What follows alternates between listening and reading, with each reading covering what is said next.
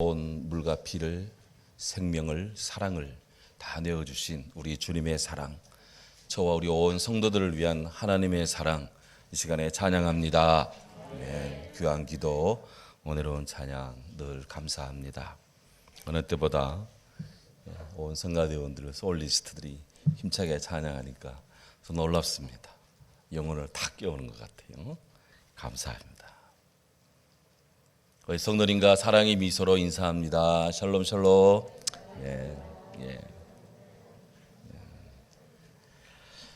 어린 왕자, The Little Prince라는 아주 세계적인 책이 있습니다.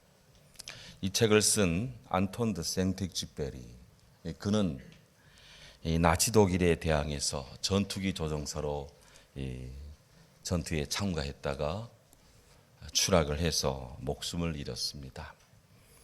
그가 그 생전에 자신의 체험을 바탕으로 미소라고 하는 단편 소설을 이렇게 썼는데요.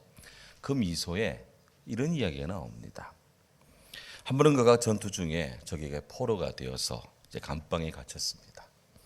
간수들이 경멸적인 시선에 그리고 거친 태도를 보아서 그가 조만간에 곧 처형될 것이 분명했습니다. 그는 극도로 신경이 날카로워졌고요. 고통을 참기가 어려웠습니다. 그래서 습관적으로 담배를 찾아서 주머니를 뒤졌습니다. 다행히 담배 한 개피를 찾았습니다. 손이 떨려 겨우 입으로 가져갔습니다. 하지만 성량이 없었습니다. 그들에게 다 빼앗겨 버렸기 때문입니다. 그는 감방 안에서 창살놈으로 간수들을 바라봅니다. 하지만 어느 간수도 그에게 곁눈질도 주질 않았습니다. 이미 죽은 거나 다름이 없는 곧 죽을 그의 눈을 마주치려고 하는 사람이 별로 없었던 거예요. 하지만 그는 용기를 내어서 간수를 불렀습니다. 간수님, 혹 불이 있으신가요? 그래서 간수는 그를 보더니 어깨를 좀 으쓱하고는 가까이 다가와서 담뱃불을 붙여주었답니다. 그런데 성냥을 켜는 사이 그가 간수와 눈이 마주쳤습니다. 왜 그런지 모르지만 그는 무심결에 간수에게 미소를 지어 보였습니다. 간수는 담뱃불을 붙여준 후에도 그 자리를 떠나지 않고 그의 눈을 보면서 그도 웃었습니다. 미소를 지었습니다. 그도 간수에게 미소를 짓습니다. 큰 말이 없었지만 그는 간수의 호의를 받으면서 그도 한 인간이구나, 그도 사람이구나, 그런 느낌을 깨달았습니다. 그때 간수가 묻습니다. 당신에게도 자식이 있어? 그럼요, 있고 말고요. 그러면서 얼른 그 지갑 속에 있는 그의 가족 사진을 보여주었습니다. 그랬더니 간수도 자기 포켓도에 있는 수첩을 꺼내서 아이들을 그리고 가족을 보여줍니다.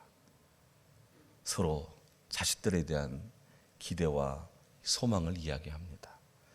자기들이 이렇게 힘들지만 자녀들만은 좀 행복하게 평화롭게 잘 살면 좋겠다는 그런 얘기를 나눕니다. 하지만 그는 곧 처형당할 사람, 눈물을 먹어보며 나는 그런 꿈을 꾸지만 내 자녀들이 앞으로 잘 사는 것 못 볼 것이기에 슬프다, 그런 뉘앙스의 말을 했습니다. 그런데 어떻게 된 일인지 간수가 갑자기 감옥문을 여는 겁니다. 그걸 조용히 밖으로 끄집어냈습니다. 아무 말도 하지 않고 그를 끌고 감방 밖으로 나가서 가게 했습니다. 그리고 간수는 마을로 급히 돌아갔습니다. 한 번의 미소가 그의 목숨을 건져주었다. 생텍쥐페리가 미소라는 책에서 그렇게 글을 썼습니다. 우리가요, 웃으며 쳐다보는 하늘은 언제나 찬란합니다. 웃음 가득한 사람을 만나면 즐거움이 더해지고 사는 것이 이런 것이구나. 삶의 기쁨이 느껴집니다. 오늘 예수님께서 성경에 우리에게 늘 가르치고 또 권고하는 강력한 권고가 있다면 많은 말씀이 있겠지만 주 안에서 항상 기뻐하라. 내가 다시 말하노니 기뻐하라. 기뻐하라. 그렇게 말씀합니다. 웃어라. 미소를 띄어라. 인생의 살맛을 더해주는 양념, 초장, 고추장, 된장, 어떤 맛있는 삶의 소스가 있다면 가장 기본적인 양념은 아마 미소, 웃음이 아닐까 싶습니다. 메마른 삶이라 짜증날 때가 있습니다. 들려오는 뉴스마다 유쾌하고 상쾌한 뉴스는 별로 없습니다. 하지만 그래도 봄은 옵니다. 주 안에서 헝클어진 우리의 마음이지만 다시 이를 다잡고 그리고 삶으로서 인간으로서 그리고 하나님 앞에서 삶에 감사하며 사랑하는 사람과 함께 있음에 감사하며 웃으면 좋겠습니다. 인간은 인간일 때가 아름답습니다. 생텍쥐페리가 우리에게 미소를 보내고 있습니다. 저는 이 말씀을 준비하며 그를 기억하며 보지는 못했지만 그를 기억하며 저도 미소를 보냈습니다.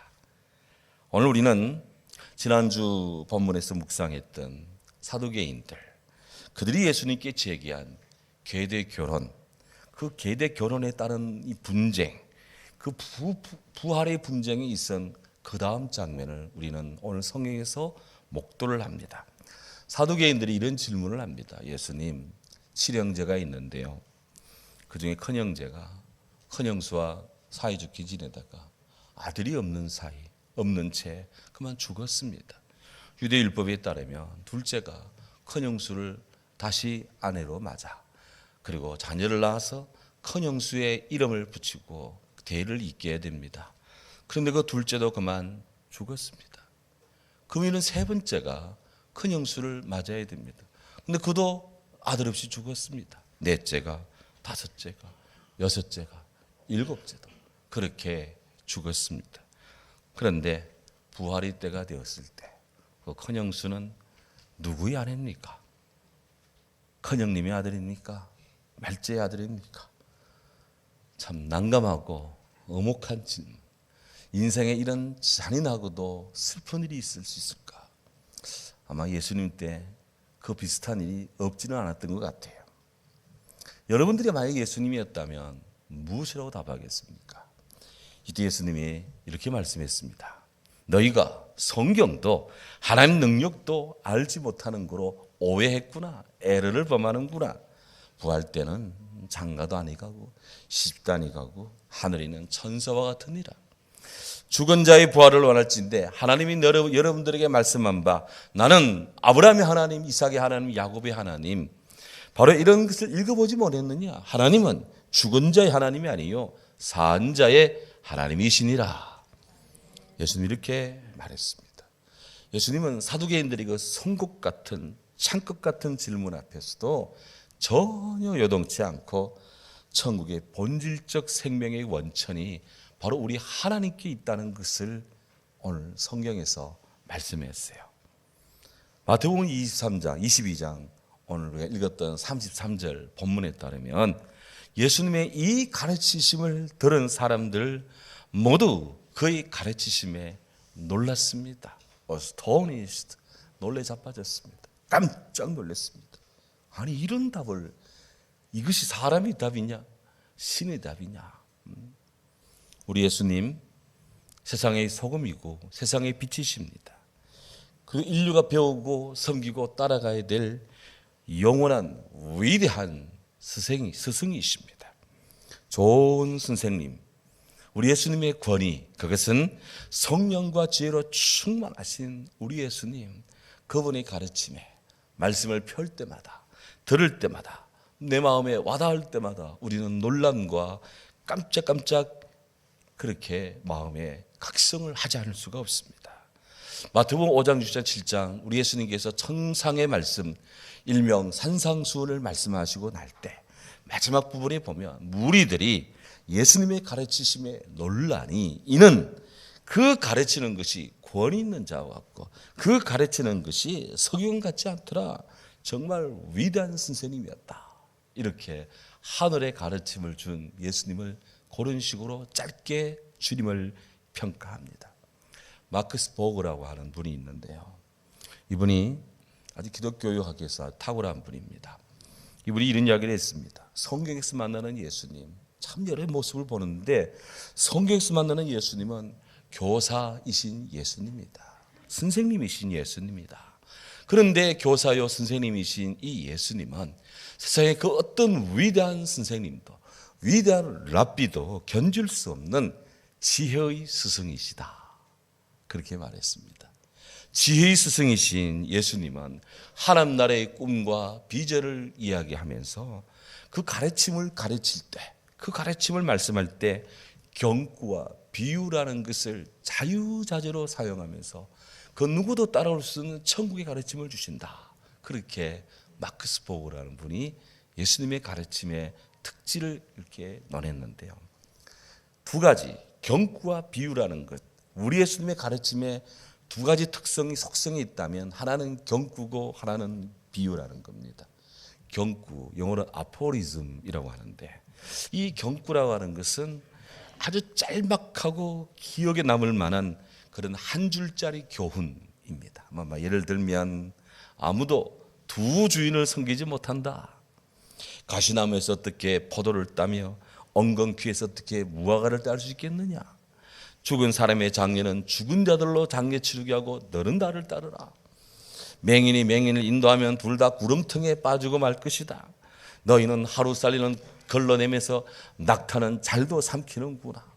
우리 예수님이 이런 말씀들을 했는데 그 말씀의 심오한 뜻은 다 알지 못해도 딱 듣는 순간에 뭔가 우리 영혼을 깨우고 잠자는 나의 자아를 깨우고 그 멍텅의 허망한 생각에 사로잡힌 나를 정신을 바짝 들게 하는 그런 말씀들이 짧지만 우리의 영혼을 칩니다. 이런 것들을 경구, 아포리즘이라고 해요. 예수님의 말씀은 그런 말씀들이 곳곳에 박혀 있습니다. 또 예수님이 즐겨 사용한 가르침의 방법 중 수사법 중 하나가 비유라는 겁니다. 비유라는 것은 문자 그대로 글자 그대로 비교하여 깨우쳐 주는 그런 것인데요. 좀 어려운 말을 쓰면 은유가 하나의 이야기로 된 것이 비유입니다. 은유는 뭐냐? 어떤 것을 다른 것으로 말하는 것이 은유예요. 예를 들면 하나님 나라는 겨자씨와 같다. 하나님 나라는 누룩과 같다. 무엇은 무엇과 같다. 이런 식으로 표현하면은 이게 다 은유법입니다. 이것을 이야기화 길게 확장하면 비유가 됩니다. 그래서 예수님의 많은 말씀들은 비유가 참 많습니다. 주님이 천국을 이야기할 때 비유를 가지고 다 이야기를 했어요.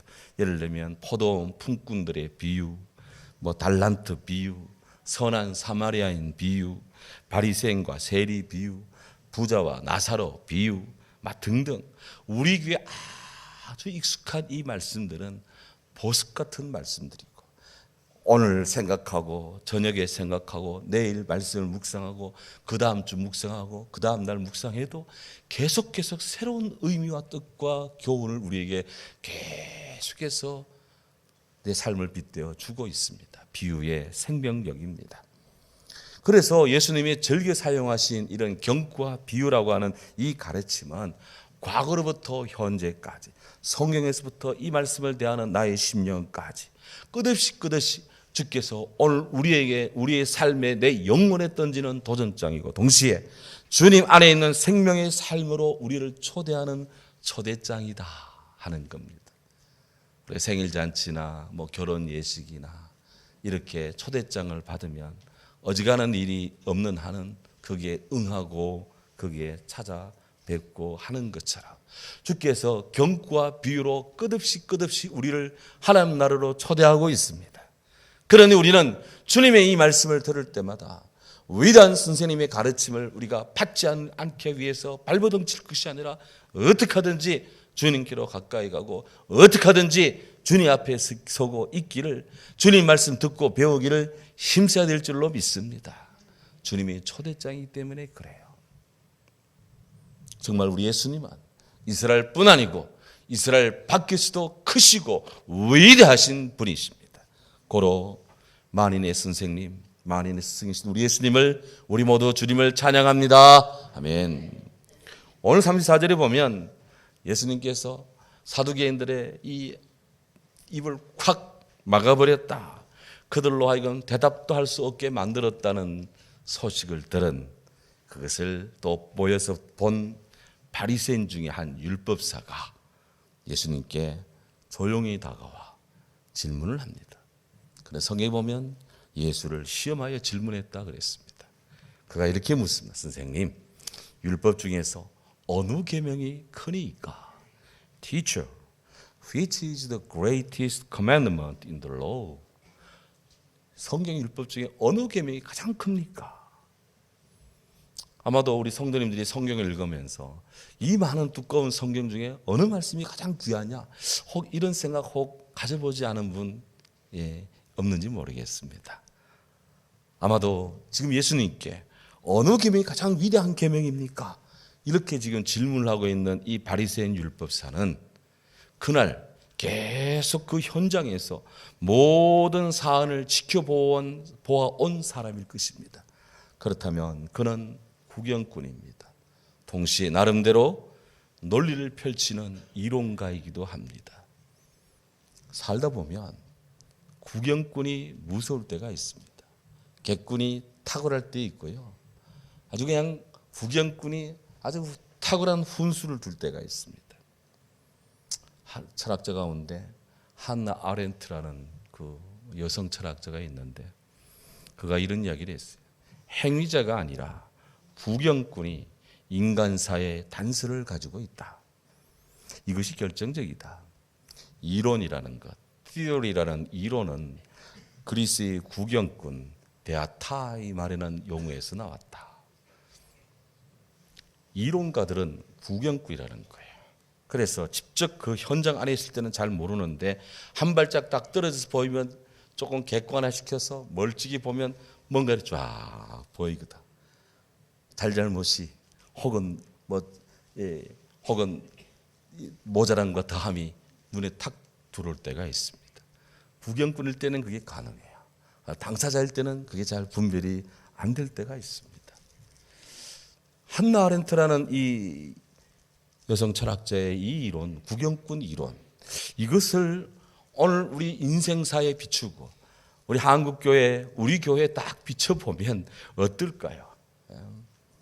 교회에서도 목사님이나 장로님들 같이 교회를 앞장서서 막 앞에 가서 막 이런 일을 하는 분들이 아니라 주일날 교회 어쩌다 한번 와서 이렇게 예배를 드리고, 예배를 잘 드리면 되는데 예배를 보고 구경하고, 또 교회가 잘 돌아가나 안 돌아가나 주보보고, 오늘 내 목사가 넥타이 뭐 매고 있나 한번 이렇게 살펴보고, 성가대 찬송 제대로 연습했나 안 했나 그거 이렇게 한번 살펴보고, 오늘 누가 빠졌네 한번 보고, 그러고는 이제 집으로 가시는 분, 그런 분들이 교회에 돌아가는 걸 제일 잘한대요. 한나 아렌트 말에 따르면. 그러니까 구경꾼들이 오면 두려운 것입니다. 겁이 나는 거예요. 그런 사람이 지금 예수님께 질문을 하는 겁니다. 이것도 살벌한 질문입니다. 마가복음 12장 28절 34절에도 똑같은 본문의 이야기가 나와 있는데, 거기 보면 서기관 중 한 사람이 예수님께 나와 질문합니다. 예수님께서 변론하는 걸 딱 듣고 그가 대답을 아주 잘하는 줄 알고 예수님께 한번 묻습니다. 예수님, 모든 계명 중 첫째가 무엇입니까? 이렇게 딱 묻는 거예요. 그냥 몰라서 묻는 것이 아니라 알지만 묻는 겁니다. 학교에서도 강의해보면 질문하는 분들은 몰라서 또 질문하겠지만 아는 사람들이 질문을 해요. 한 번은 로마의 군인들이 유대인들이 정말 존경하는 아카바라는 랍비에게 아주 그냥 골탕 먹이는 질문을 하나 합니다. 어이 랍비 아카바님, 당신 말이요, 한쪽 다리로 당신이 서 있으면서 당신이 한쪽 다리로 서 있는 동안에 율법 전체를 한번 설명해 보시오. 이렇게 질문했습니다. 자기 몸이 젊음이냐 아니면 조금 이 몸의 역동성 또 반영 균형이 좀 덜 떨어져 있는지를 알려고 하면 한쪽 발로 발레리스트 하는 것처럼 이렇게 양팔을 벌리고 한쪽 발을 쭉 들고 이렇게 비행기 타는 모습 취하고 이거를 몇 초 동안 있을 수 있느냐? 한 20초 이상 있을 수 있으면 그 사람은 나름 건강이 괜찮은 거예요. 청춘의 힘을 가지고 있대. 근데 딱 들어보고 드는 순간 막 흔들흔들하고 막 그냥 막 어질어질하고 막 이런 수면은 빨리 몸 균형 개발해야 됩니다. 아카바에게 그런 질문을 로마 군인, 당신이 한쪽 발 딱 들고 있으면서 율법 전체를 설명해 봐라. 로마 군인이 이런 질문을 딱 했습니다. 그때 아카바 라피가 이렇게 말합니다. 너에게 싫은 것은 남에게도 하지 말라. 이것이 율법 전체이고 그 나머지는 주석에 불과하다. 그렇게 딱 답을 했더니 로마 군인들이 입을 탁 다물었다는 거예요. 쉽게 하면 네가 하기 싫은 것 남에게도 시키지 마라. 그것입니다. 개가 밥 먹는 동안에는 밥그릇 건드리지 말아 했는데 똑같은 거야. 개 밥그릇 내 밥그릇 잘도 따지면서 네 하기 싫은 건 남도 하기 싫은 거다. 그게 율법이다. 그것이 나머지는 다 율법의 주석이야. 그것이. 오늘 율법사의 질문을 딱 들으면 어느 계명이 가장 큽니까? 라고 이런 질문을 딱 들으면 앞에 사두개인들이 했던 예수님 7 형제 중에 큰형수가 아들 못 낳고 큰형이 죽고 둘째도 죽고 셋째 7세까지 쫙 죽었는데 누구 천국 가면 누구 부인이 됩니까? 이런 수준 이하 내지 너무너무 고차원적인 이런 질문, 이런 참 인간이 할 수 없는 질문, 이것보다는 훨씬 품위가 있고 훨씬 차원이 높은 질문인 것처럼 보입니다. 그런데요, 성경은 사람의 행위의 과정과 결과도 보지만 동기를 봅니다. 오늘 마태복음 보면은 저가 예수를 시험하여 그런 질문을 했다고 오늘 성경에 말하고 있어요. 예수님을 시험하고 올무에 빠뜨리려고 하는 이 율법사의 위선적인 그 악한 동기가 우리를 슬프게 합니다. 하나님이 이사야 선지자를 통해 탄식했어요. 이 백성이 입으로는 나를 가까이 하면서도 그들의 입술로는 나를 공경한다 하면서도 그들의 마음은 내게서 멀어 있구나, 멀찍하구나. 입술로는 주여 주여 하면서도 마음으로는 나를 죽여라, 죽여 하고 있구나. 그러므로 그들 중에서 지혜자의 지혜가 없어지고 명철자의 총명이 가려지리라. 네, 예수님이 답변하십니다. 무슨 계명이 가장 크냐고? 너의 마음을 다하고 목숨을 다하고 힘을 다하여 주 너의 하나님을 사랑하라 하셨으니 이것이 크고 첫째 되는 계명이고 둘째도 그와 같으니 너의 이웃을 내 자신같이 사랑하라 하셨으니 이 두 율법이 온 율법 선지자의 핵심 요체니라, 강령이니라, 그렇게 말씀했습니다. 예수님을 마음을 다하고 목숨을 다하고 뜻을 다하여, 마음, 영어로는 heart, 마음, 가식적인 것이 아니라 진정한 의지가 담지되어 있는 것, 목숨, 영어로는 soul입니다. 영혼으로도 번역되는 겁니다. 육체의 생명의 원천인 영혼입니다. 어리석은 자여, 오늘 밤 내 영혼을 도로 거두어 가면 너의 많은 예비한 것이 누구 것 되겠니 할 때 그 영혼입니다. 영혼을 다해서, 너의 목숨을 다해서 정말 하나님을 사랑하라. 목숨을 건다는 것은 생명을 걸고 사랑한다는 거예요. 내 뜻을 다하여, 뜻은 지성, 능력을 뜻하는 마인드입니다. 우리가 공부하고 생각하고 연구하고 하는 정신활동 모두가 다 뜻입니다. 하나님을 지성으로도 사랑하라라는 거예요. 하나님을 지성적으로도 사랑하라는 것은 맹목적인 것이 아니라 분명한 이해와 통찰력으로서 하나님의 하나님 되심을 알고 하나님의 하나님 되심을 사랑하라는 것입니다. 하나님은 말라기 선지자를 통해 분명히 말씀했어요.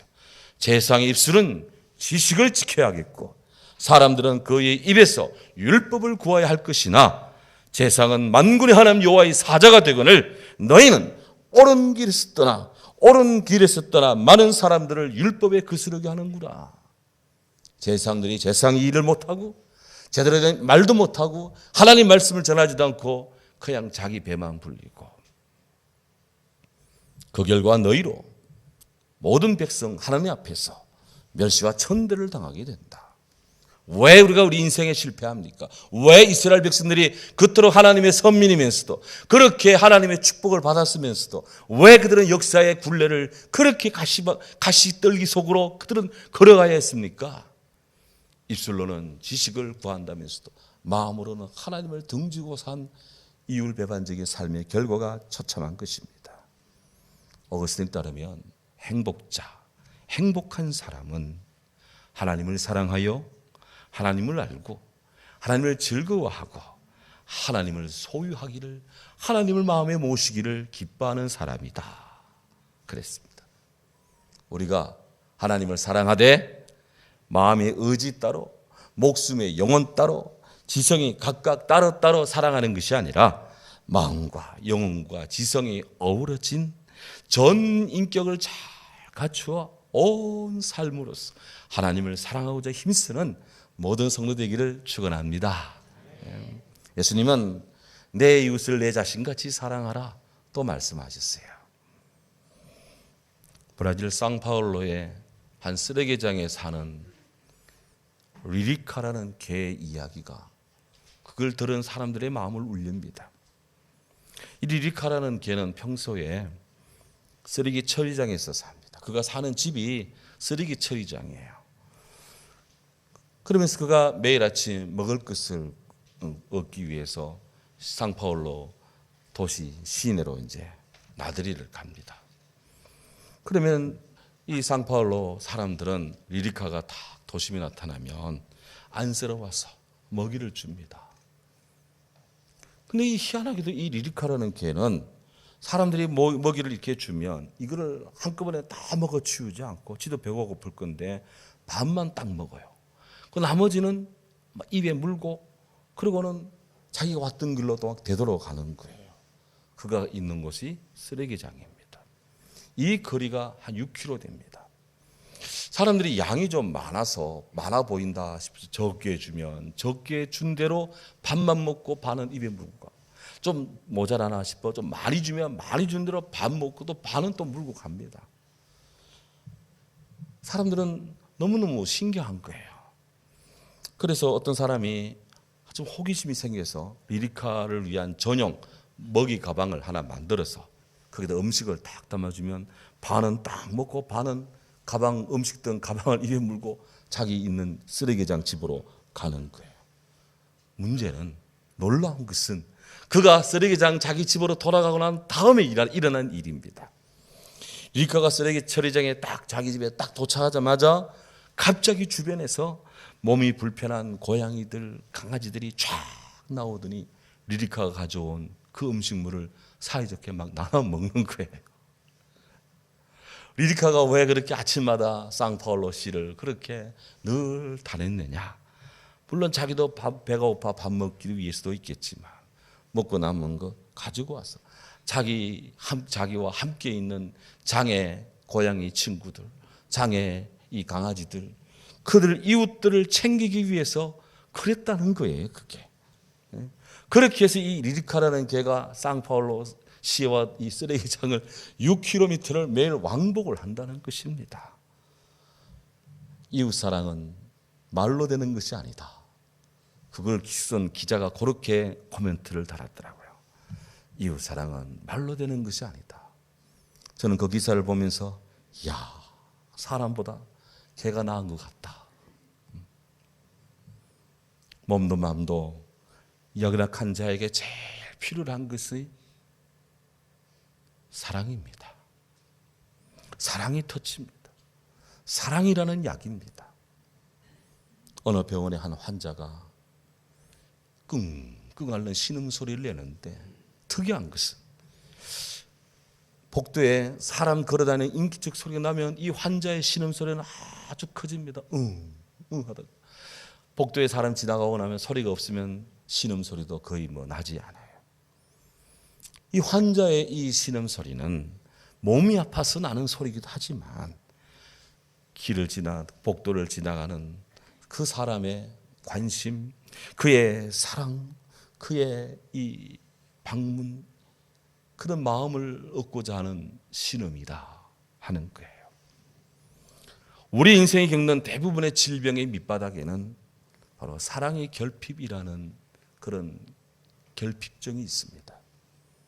이 사랑의 결핍증 환자를 위한 특채약은 그것은 주사도 아니고 알약도 아니고 링거도 아니고 그것은 사랑이라는 것입니다. 사랑은 위급한 중에서 빛을 발하는 겁니다. 사랑은 전 재산을 주고도 바꿀 수가 없어요.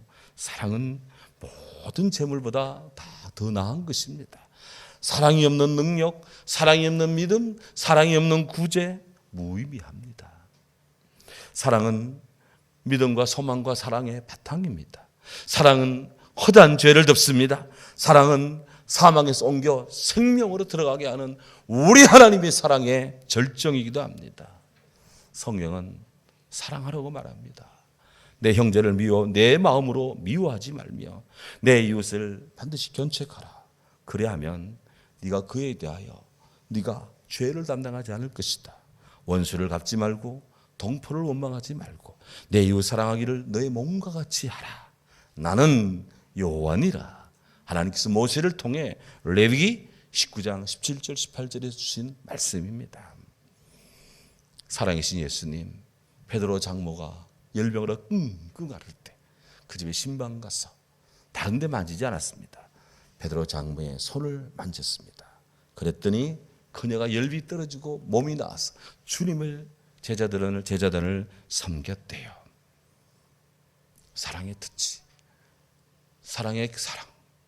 그것이 우리 주님이 우리를 치료하는 또 방법이기도 합니다. 사랑은 여러분 가장 큰 계명, 그것은 바로 사랑입니다. 하나님을 사랑하고 사람을 사랑하라. 주 안에 있는 사랑으로 우리 모두 모든 어려움을 이겨나가고 주 안에 있는 사랑의 미소가 흥건한 궁극적 행복자로 자리매김하며 모든 성도님들이 행복하고 또 사랑하며 하느님 앞에 잘했다 칭찬받는 복된 성도가 되면 참 좋겠습니다. 사랑하신 우리 주님을 찬양합니다. 아멘. 귀하신 주님, 우리를 사랑해 주셔서 감사합니다.